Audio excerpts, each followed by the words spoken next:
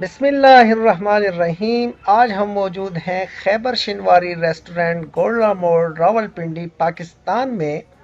और आज हम आपको बताएंगे कि काबली पुलाव जो कि अफगानी पुलाव के नाम से भी मशहूर है, ये कैसे बनाया जाता है।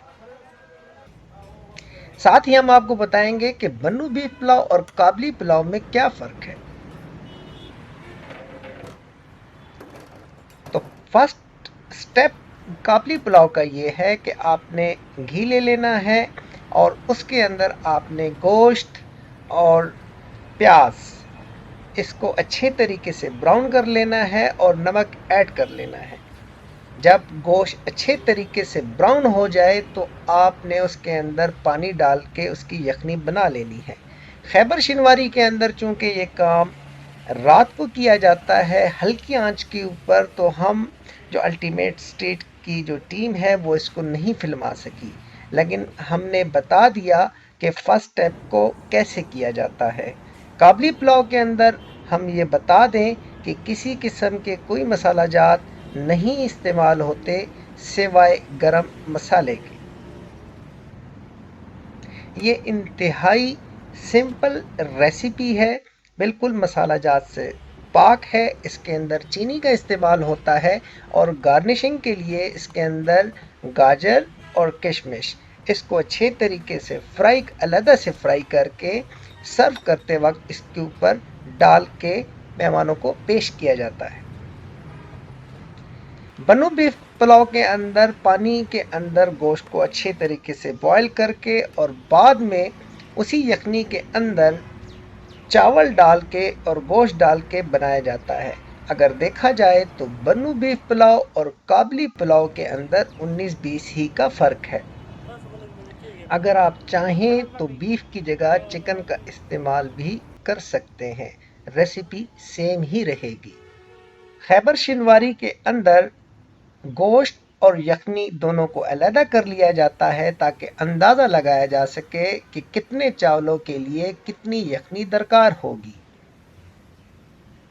फार्मूला इसका ये है कि अगर आप सेला चावल से काबली पुलाव बना रहे हैं तो 2 किलो चावल के लिए 4 किलो पानी मुयस्सर आएगा, और अगर आप बासमती चावल इस्तेमाल कर रहे हैं तो फिर 2 किलो चावल के लिए 2 किलो पानी या यखनी इस्तेमाल होगी। यखनी को उबाल आ गया था, अब इन्होंने इसके अंदर चावल को ऐड कर लिया है।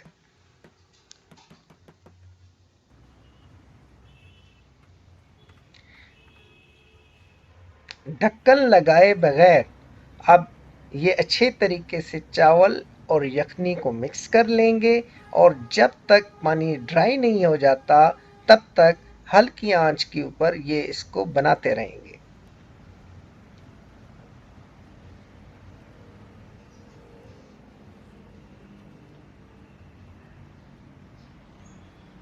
काबली पुलाव इंतहाई फेमस डिश है। इसका ओरिजिन अफ़गानिस्तान है, लेकिन पाकिस्तान के अंदर और बिलखुसूस पेशावर के अंदर ये आपको हर रेस्टोरेंट के अंदर मुयस्सर होगी।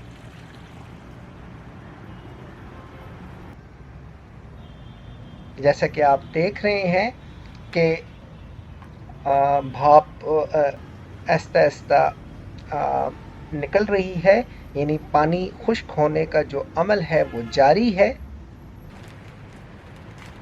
अब चूंकि तकरीबन पानी ड्राई होने के करीब है तो इन्होंने अभी इसके अंदर चीनी ऐड की है। दिखने में ये प्रोसेस, ये अमल बहुत अजीब लगता है कि चावलों के अंदर ये चीनी शामिल करते हैं, लेकिन यकीन कीजिए कि जब आप ये चावल खाएंगे तो इसके अंदर आपको बिल्कुल भी महसूस नहीं होगा कि इसके अंदर चीनी डाली गई है। निकाले हुए गोश्त को अब इन्होंने दोबारा से ऐड कर लिया है। अब इसके ऊपर ढक्कन लगा दिया जाएगा और कपड़ा डाल के इसको अच्छे तरीके से स्टीम किया जाएगा। मैं बताता चलूँ कि कोई भी चावल हो, अगर आपने उसको अच्छा बनाना है और आप चाहते हैं कि चावल ना ही कच्चा रहे और ना ही बहुत ज़्यादा गला हुआ हो।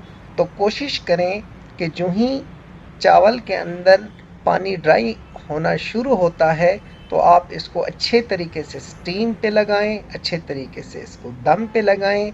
और ये स्टीमिंग या दम लगाने का जो प्रोसेस है, ये जितना लंबा होगा उतना ही चावल इंतहाई जायकेदार होगा। जैसे कि मैंने बताया था कि काबली पुलाव के अंदर गाजर और किशमिश इसको अलहदा बर्तन के अंदर फ्राई किया जाता है।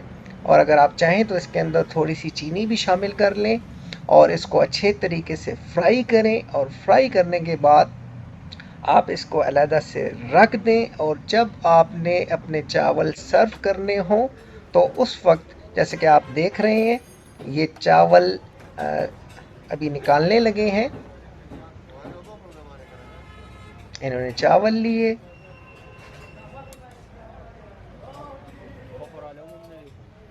साथ ही गोश्त का एक टुकड़ा इन्होंने ऐड कर दिया